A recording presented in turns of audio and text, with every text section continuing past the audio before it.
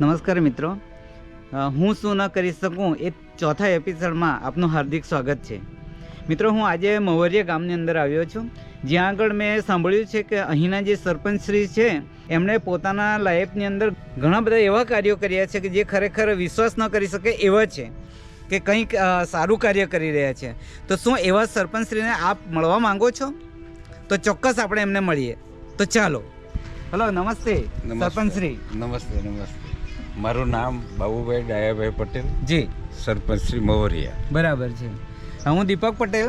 મેં આપનું નામ ઘણીવાર સાંભળ્યું છે, કેટલીક વાર યુટ્યુબ ચેનલ પર પણ આપણું નામ જોયું, અને ત્યારે મને એવું લાગ્યું કે આપણી મુલાકાત લેવી જોઈએ. કે સમાજ માટે જે કાર્ય કરી રહ્યા છે ને તે ખરેખર ખૂબ સારા છે, અદ્વિતીય છે.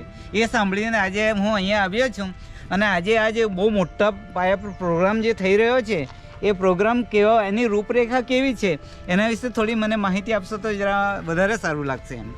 હવે આપણે આદિવાસી સમાજમાં આજે આપણા જે હકો છે કે ગામના વિકાસ ક્ષેત્રે કે શિક્ષણ ક્ષેત્રે, બરાબર, જે એવું ગામને એ કોઈને આની શીખ મળે, બરાબર કે આ પ્રોગ્રામ કરવાથી શું થાય, અચ્છા, ને આનાથી બાળકોમાં કે વિદ્યાર્થીઓમાં કેવી રીતે પ્રેરણા બાળકોને મળે. જી. તો એ વિશેષ માટે આવા જે હું પ્રોગ્રામ કરી રહ્યો છું એ ગામ માટે અને બાળકો પહેલું તો શિક્ષણ ક્ષેત્રે આ બહુ ઉપયોગી છે. બરાબર છે.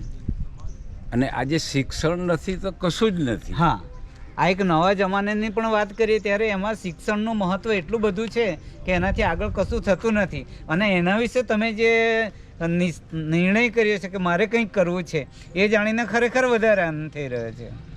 શિક્ષણ ક્ષેત્રે હું એક સર્વિસમેન છું. જીઈબીમાં સર્વિસ પૂરી કરી રિટાયર થયો અને એક સરપંચમાં સપનું જોયું મેં. અરે વાહ. અને ગામના વિકાસ માટે મેં જે આમાં પગલું ભર્યું છે. જી, મતલબ કે તમારું આખું ફેમિલી શિક્ષણ પ્રત્યે ખૂબ જ જાગૃત છે.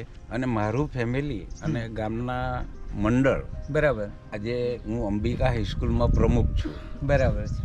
તો આ હાઈસ્કૂલ બંધ થતી હતી તો ગામના આગેવાનો અને મંડળો લઈને અમે આ હાઈસ્કૂલને સજાવી છે. તો આ અમે સ્વખર્ચે ગામ લોકોના મંડળ છે, અમે અત્યારે 15 થી 20 છોકરાઓને સ્વખર્ચે બધું કરી રહ્યા છે. કુમાર છાત્રાલય અમે ચલાવી રહ્યા છે. તો મતલબ કે છેલ્લા 3 વર્ષથી અમે આ સ્કૂલને સ્વખર્ચે 15 થી 20 બાળકોને અમે એમના ભરણ પોષણથી માંડીને ટોટલ ખર્ચો અમે સ્વખર્ચે ઉપાડીએ છીએ. અરે વાહ.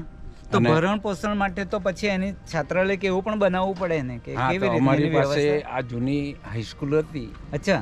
હા, એને અમે નવેસરથી એના ઓરડાનું મરામત કરાવી. બરાબર. 75 ફૂટનું શેડ બનાવ્યું, એમાં રસોડું વગેરે કર્યું.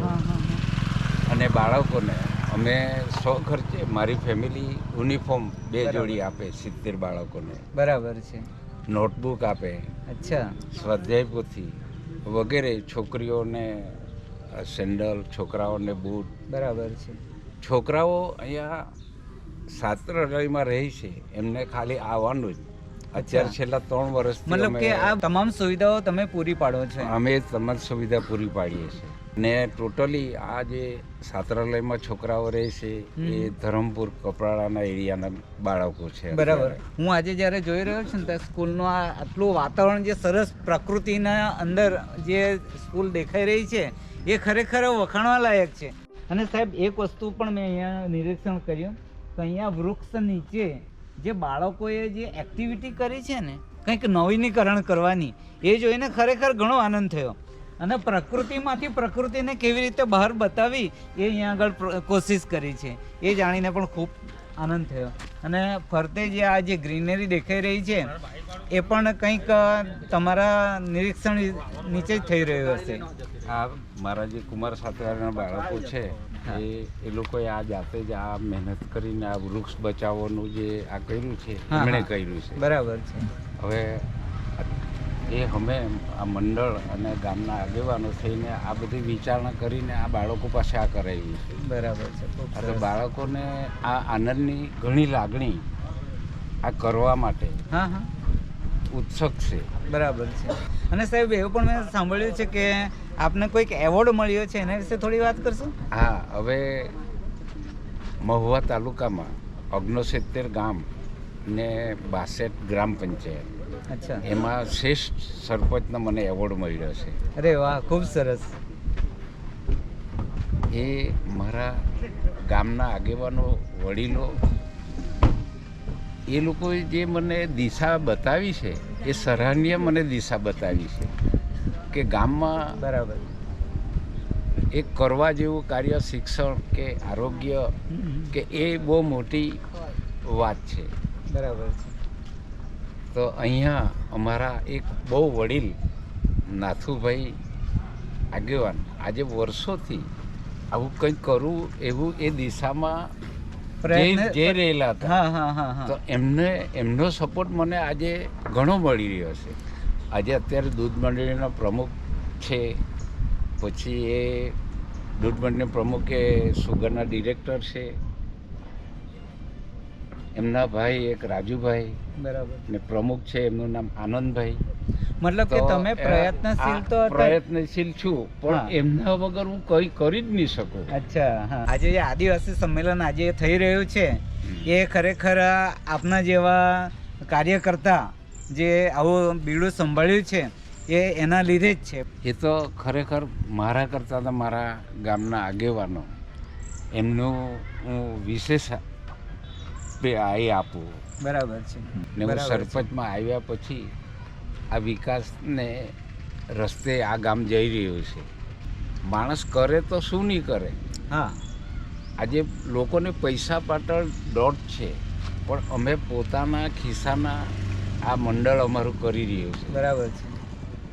તો આ એક જૂની હાઈસ્કૂલ હતી, પડી ભાંગે એવી હતી, પણ અત્યારે તમે આ પરિસ્થિતિમાં જુઓ કે આ નવી હશે. નવી છે, હા.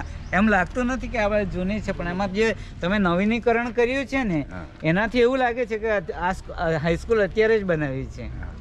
સરસ સરસ. અને સાહેબ એક વાત કરું કે રિટાયર થયા પછી જો માણસ ધારે તો શું ન કરી શકે, જે ઉદાહરણ તમે પૂરું પાડ્યું છે કે રિટાયર થયા પછી પણ તમે એવા પ્રવૃત્તિમાં જોડાયા કે તમારું પોતાનું તો હતું જ, પરંતુ તમે એક સમાજનું કલ્યાણ કરવા માટે પણ કંઈક નવું બીડું ઉઠાવ્યું, જે આજે ચારે તરફ દેખાઈ રહ્યું છે.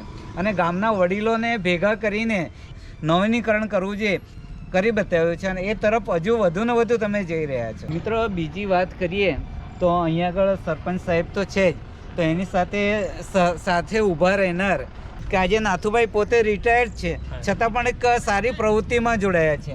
અને બીજી વાત કરીએ તો આ ભાઈશ્રી છે આનંદભાઈ, તો આનંદભાઈ પણ એક આ પ્રવૃત્તિમાં ખૂબ સારું કાર્ય કરી રહ્યા છે. તો આપણે સાહેબને થોડી વાત કરીએ કે રિટાયર થયા પછી તમે આ પ્રવૃત્તિમાં જોડાવાનો કેવી રીતે વિચાર આવ્યો? એમ અમને આમ મારે તો શું છે કે નાના હતા ત્યારથી જ મારા ફાધર આવી સેવાકીય પ્રવૃત્તિ સાથે જોડાયેલા છે. બરાબર. કોઈને બહારથી આવે તો ત્યાં સુધી મૂકવા જાય અને ઘરે બોલાવી લાવે, અને જમવાથી માંડીને આવી સેવા પ્રવૃત્તિ કરતા હતા. અને 21 કરોડનું દૂધ, કેટલા 21 કરોડની દૂધનું મોકલ્યું છે ડેરીની અંદર. અચ્છા. એટલે હું માનું છું કે અમારા આખા ગામની જો બીજી આવક ભેગી કરીએ ને તો પણ 21 કરોડ ના થાય. હા, બરાબર. આ દૂધ જાય છે, એટલે દૂજાણાથી લોકો આજે કંઈક સુખી દેખાય છે. ખૂબ સારી પ્રવૃત્તિ થઈ રહી છે. દાન કર્યું છે.